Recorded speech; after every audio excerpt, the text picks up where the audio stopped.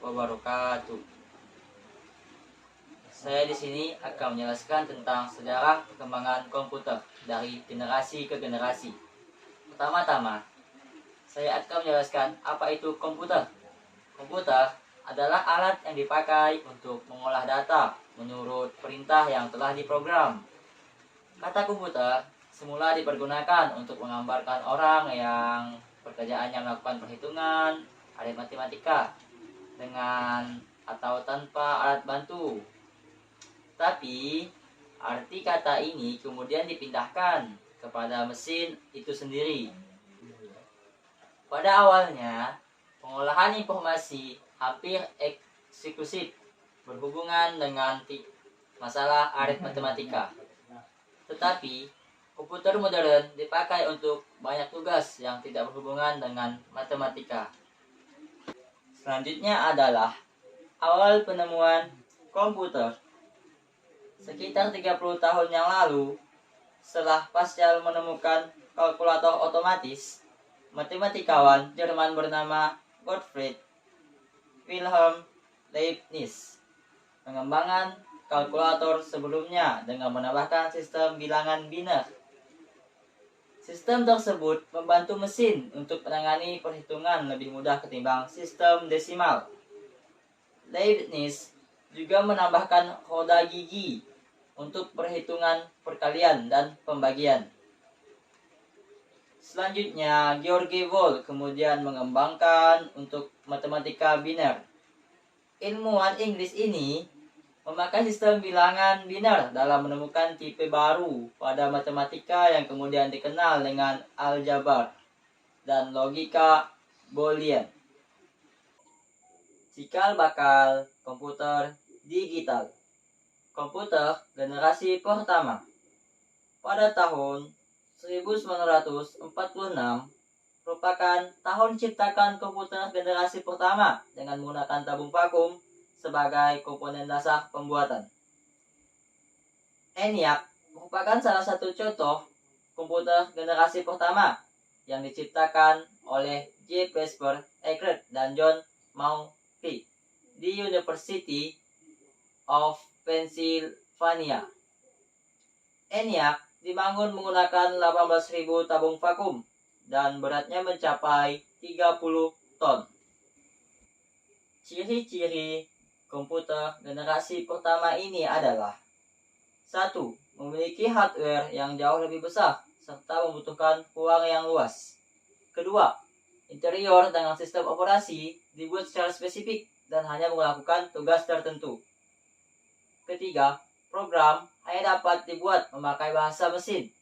4. Menggunakan silinder magnetik untuk menyimpan data. 5. Membutuhkan daya listrik sangat besar. Yang 6. Butuh mesin pendingin karena cepat panas. Yang 7. Adalah kapasitas penyimpanan yang lebih kecil. Yang 8. Kinerjanya sangat lambat. Komputer generasi kedua. Sejarah perkembangan komputer kedua adalah pada tahun 1959. Komponen dasar untuk merancang komputer adalah teknologi transistor. Transistor mempunyai ukuran yang lebih kecil dibandingkan tabung vakum, serta bahasa pemrograman telah diganti menggunakan bahasa assembly dan bahasa simbolik. IBM juga telah membuat superkomputer dengan nama Sperry Rand and Sled serta menjadikan komputer dengan nama Large.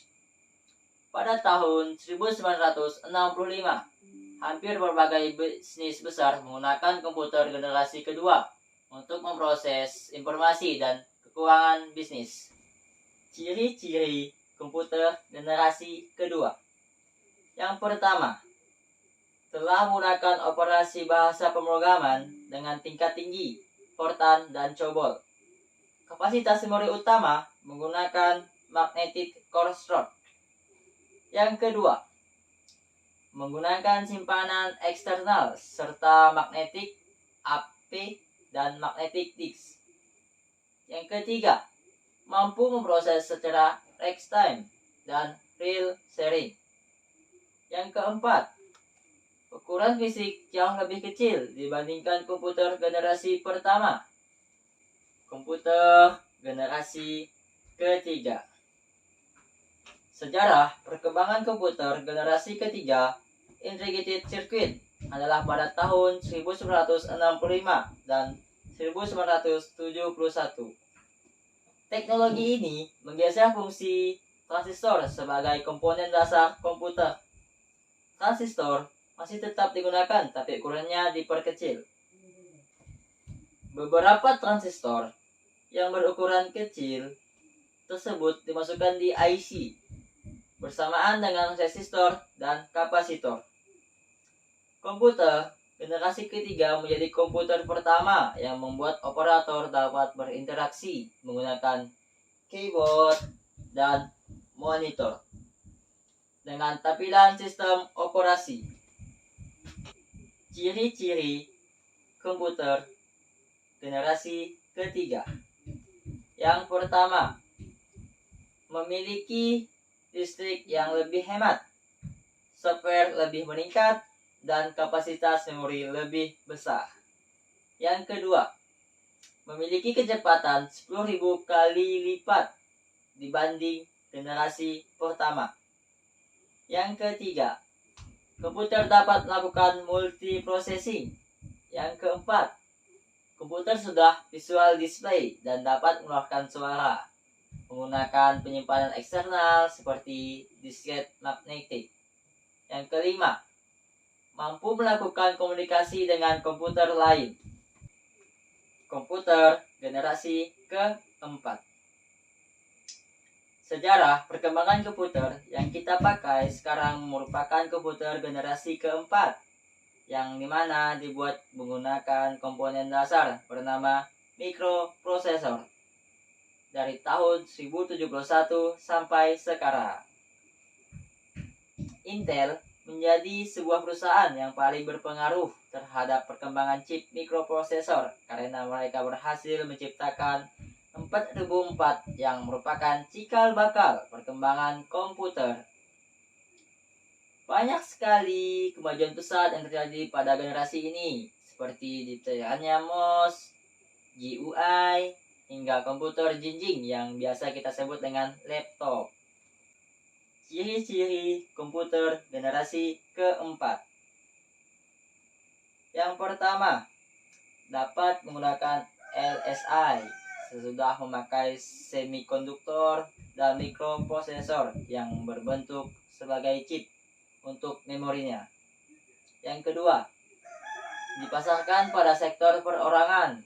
Munculnya komputer terbaru yang lebih efisien dan mudah dibawa kemana-mana. Seperti yang di belakang saya ada laptop, inilah dia. Yang terakhir adalah komputer generasi kelima.